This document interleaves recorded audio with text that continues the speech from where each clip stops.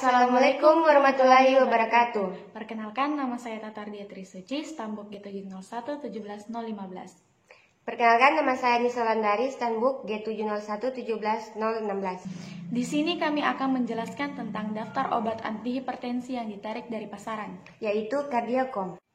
Di sini saya akan menjelaskan tentang morfologi dari Cardiacom. Nah, Cardiacom itu sendiri merupakan salah satu merek obat minum yang berbentuk tablet selaput.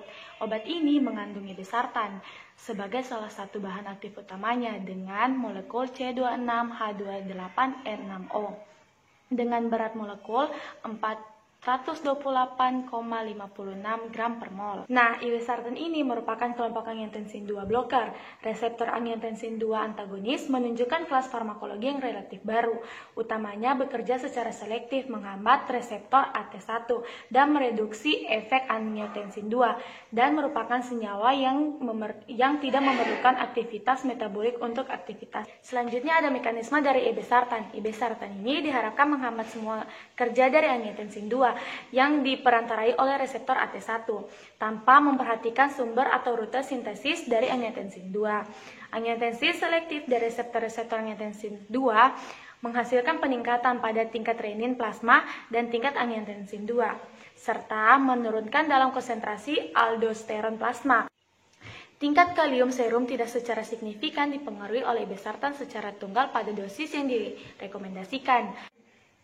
Irbesartan tidak mengandung ACE, suatu enzim yang menghasilkan angiotensin 2 dan juga mendegradasi bradikin ke dalam metabolik inaktif. Irbesartan tidak memerlukan aktivasi metabolik untuk aktivitasnya. Nah, adapun indikasi dari irbesartan itu sendiri, yang pertama pengobatan hipertensi, yang kedua penurunan mikro dan makro albuminural pada pasien hipertensi yang mengidap diabetik neuropatik yang disebabkan NIDDM atau non-insulin hypertension diabetic mellitus. Adapun peringatan dan perhatiannya, yang pertama pengurangan volume intravaskular, yang kedua hipertensi renovaskular, yang ketiga kerusakan ginjal dan transplantasi ginjal. Nah, yang keempat, pasien hipertensi yang mengidap diabetes tipe 2 dan penyakit ginjal.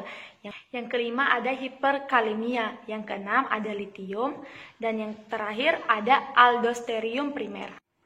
Adapun alasan dibalik penarikan irbesartan itu sendiri karena ditemukan suatu zat yang disebut N-nitrosodiametilamin atau NDMA dan N-nitrosodietlamin atau NDEA pada obat yang beredar. Berdasarkan penelusuran yang dilakukan oleh BPOM RI Republik Indonesia, kedua zat tersebut ditemukan pada bahan baku yang diimpor dari salah satu perusahaan di Cina. NDMA dan NDEA merupakan zat kimia organik yang termaksud golongan nitrosamin. Nitrosamin sendiri merupakan senyawa dari bentuk kimia R1NNOR2.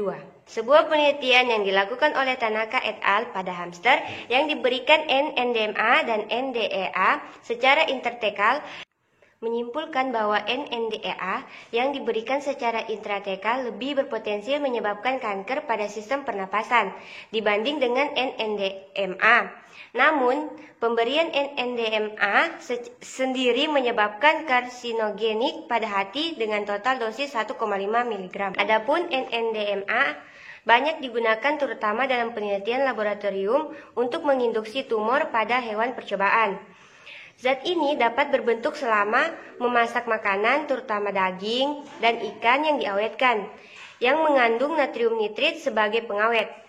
Tetapi juga ditemukan dalam beberapa sayuran, keju, minuman yang beralkohol dan buah-buahan, dan sebagai kontaminan dalam produk karet. Adapun rute pemberian yaitu rute pemberian secara oral, yaitu jalur utama paparan NDMA terhadap manusia.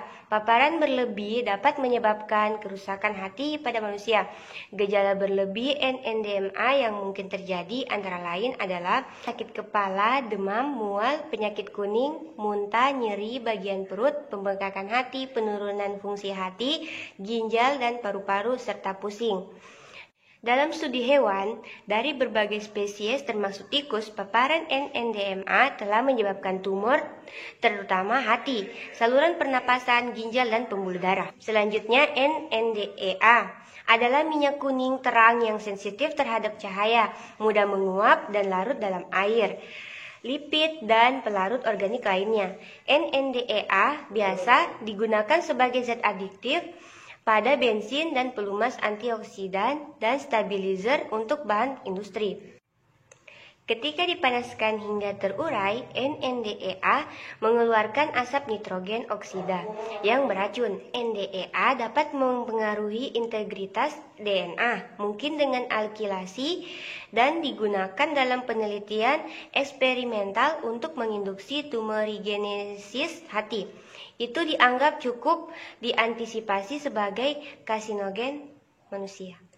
Itulah tadi penjelasan dari kami tentang obat antihipertensi yang ditarik dari pasaran, yaitu Kardiocom.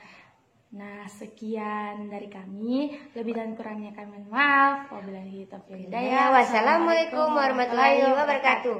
Bye. Bye-bye.